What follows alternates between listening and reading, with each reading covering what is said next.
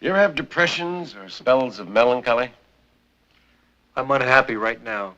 At 35, Tab Hunter admitted a secret that could have ended him. Hollywood's golden boy, once marketed as the clean-cut dream of the 1,950 seconds, confessed he had been blackmailed over a forbidden romance with a male co-star. In a town where image meant survival, exposure could destroy careers overnight. For Hunter, the threat was not only public shame, but also the end of everything he had built. The heartthrob who graced magazines, who filled theaters, who sang chart-topping hits, now stood on a cliff's edge. But how did a shy California boy rise to such heights, only to be cornered by shadows? To understand, we must return to where his story began, far from the glitter of studio lights. Tab Hunter was not born Tab Hunter at all. He entered the world in 1931 as Arthur Andrew Kelm in New York City. His parents' marriage collapsed early, and his mother moved the family west, settling in California. The boy who would become Tab Hunter grew up in Los Angeles during the lean years of the Depression. His mother worked hard to provide, raising him and his brother with determination and strict Catholic values. The city around him was changing fast. Hollywood's golden age was in full swing. Movie palaces lined the boulevards. Neon lights flickered at night, and billboards promised glamour. On the radio, Bing Crosby crooned smooth ballads. Swing bands filled the dance halls. Fashion was sharp suits for men, and elegant dresses with padded shoulders for women. But beneath the bright surface, society was deeply conservative. The word homosexual was spoken only in whispers, usually with judgment attached. For a boy sensing different feelings inside, silence felt safer than truth. Arthur loved horses from the start. He spent hours at stables, cleaning stalls, feeding animals, and riding whenever he could.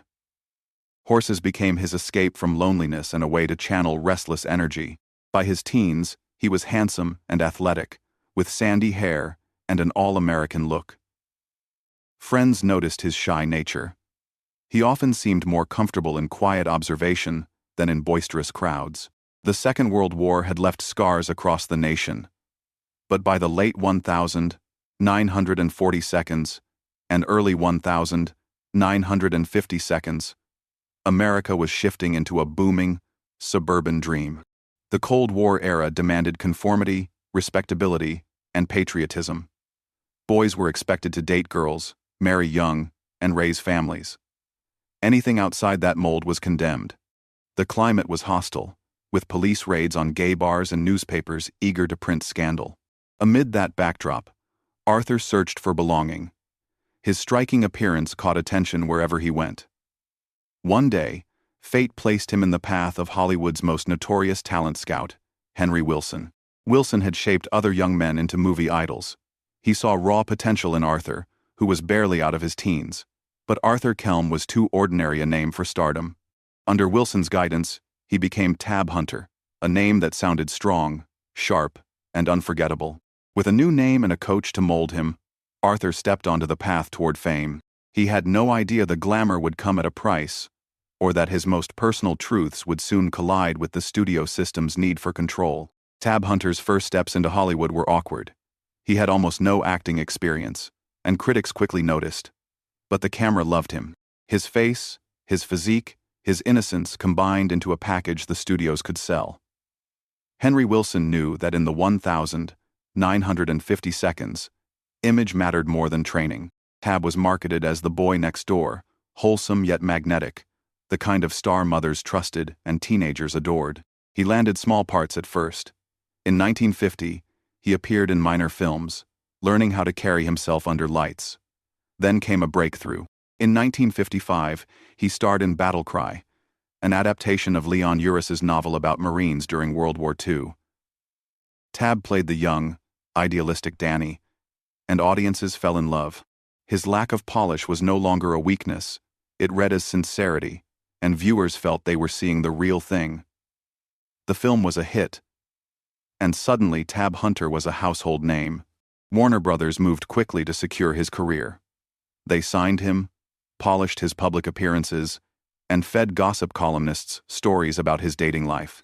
He was linked to Natalie Wood and Debbie Reynolds, both rising stars themselves.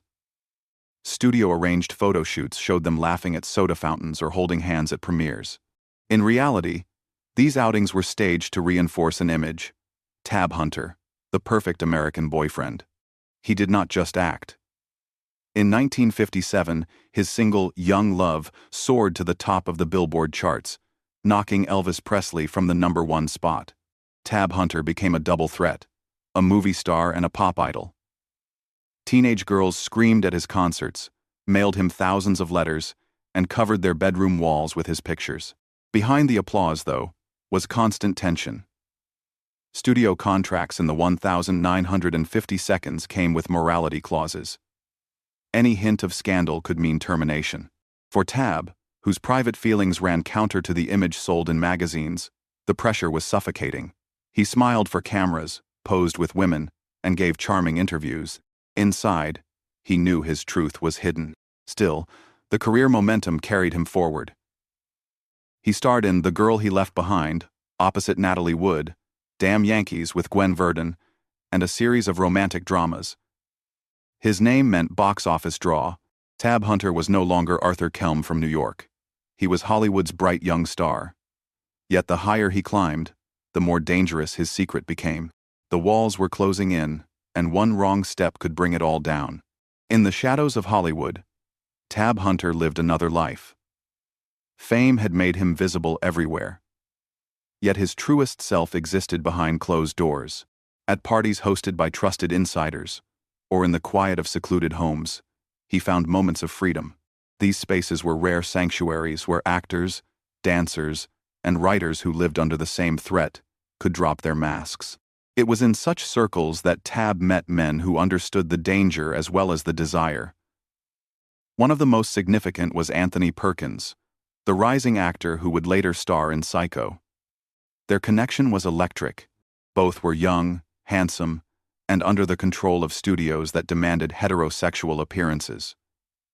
Their romance unfolded in whispers, late-night drives, and secret visits. They could never stroll hand in hand down Hollywood Boulevard. Instead, they shared coded glances at industry gatherings and escaped into private rooms where the outside world could not reach. Perkins was deeply conflicted, sometimes pulling away, sometimes returning with urgency. Tab, more open in his heart, longed for stability. But the weight of secrecy was crushing. Friends later recalled that their relationship was passionate but haunted, a love story stifled by fear. There were others too. Fellow actors, dancers from musicals, even men behind the camera. Some encounters were brief, sparked by the loneliness of hotel rooms on location. Others lingered, but all carried the same risk. Hollywood gossip columnists were ruthless. A whisper could become a headline overnight. Studios paid detectives to monitor their stars, always watching for scandal.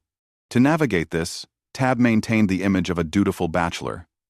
Public dates with starlets continued. He was photographed at premieres, his arm around actresses the public adored, but in private, he crafted small worlds of safety. Friends' homes in the Hollywood Hills became havens. Vacations abroad offered temporary relief, away from the American press. Still, there was never complete escape. The fear of exposure hovered constantly. In an era when being revealed could mean career death, Tab learned to live in compartments. One part of him smiled at cameras. Another clung desperately to fleeting moments of genuine intimacy. The contradictions ate away at him, and by his mid-30s, those contradictions would collide in the most dangerous way, through blackmail tied directly to a secret romance. By the time Tab Hunter reached 35, his carefully balanced double life cracked. The blackmail came suddenly, cruelly. Someone who knew of his secret romance with a male co-star threatened to expose him. The demand was simple: pay up or watch his career collapse in scandal. For Tab, the danger was overwhelming. A single newspaper story could end everything. In the early 1960 seconds, magazines like Confidential thrived on salacious Hollywood gossip. They had already destroyed reputations with half-true stories. For a star built on an image of clean-cut masculinity, revelation of his truth could mean canceled contracts, public disgrace, even legal harassment. The studio was no help. Executives wanted scandals buried, not solved. They warned him to be careful, to keep his private life invisible. But the warning carried no comfort. He was left to shoulder the fear alone. The weight pressed down harder with each passing week. Tab tried to maintain appearances. He showed up at events, posed for photographs, and smiled for reporters. Yet inside, he was unraveling. Friends noticed his moods grew darker. He became guarded, speaking less about his personal life. The pressure of blackmail poisoned even the small joys he once found in acting or singing. His career momentum slowed. Leading man roles dried up. Studios that once fought over his image shifted focus to new stars like Troy Donahue and Robert Redford. By the late 1960s, Tab's films appeared less frequently on marquees. Casting directors avoided risk, and whispers about his private life made him seem a liability. The blackmail incident left scars beyond professional damage. It reinforced the lesson he had always known: trust was dangerous. For a man whose heart longed for love, the fear of betrayal deepened his loneliness. Nights that might have been filled with companionship often ended in isolation, a radio playing in the background as he sat alone. This crisis marked a turning point. Tab Hunter could not remain the Hollywood golden boy forever. The world around him was changing, but not yet fast enough to save him from the consequences of exposure.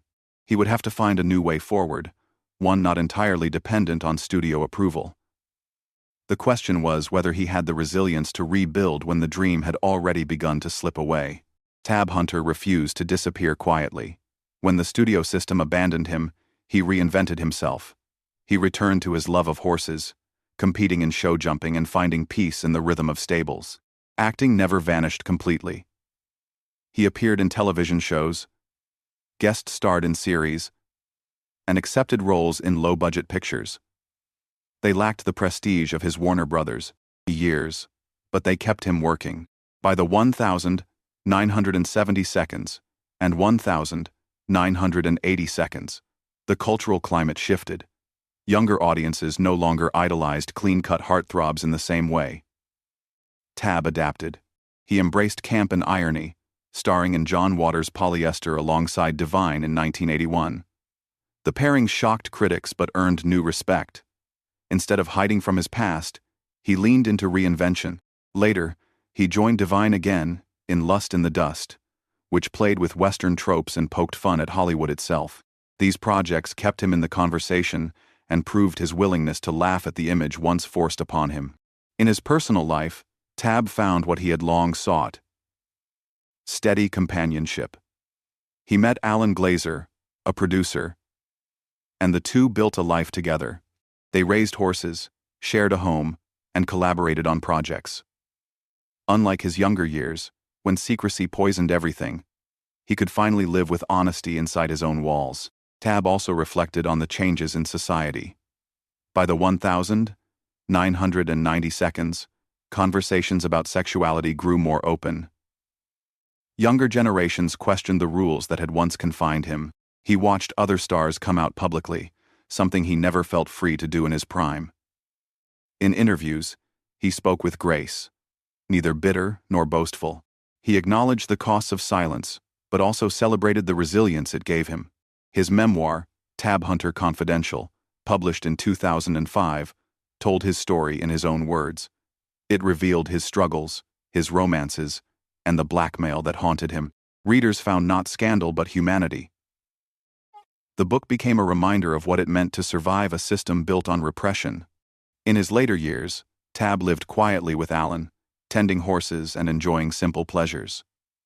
He appreciated fans who remembered him not just as a teen idol, but as a man who endured. Looking back, he recognized both the joy and the sorrow of his journey. He had paid a high price for fame, yet he emerged with dignity intact. Tab Hunter's story is not only about fame, it is about the price of silence, the cost of image, and the endurance of love. At 35, he faced blackmail that could have ended him, yet he survived, reinvented himself, and found peace beyond the glamour that once defined him. His journey reminds us that Hollywood stars were often prisoners of their own perfection, forced to hide the most human part of themselves. Hunter's resilience is his legacy. He showed that a man could endure betrayal, ridicule, and loss of stardom, yet still carve out a life filled with companionship and reflection.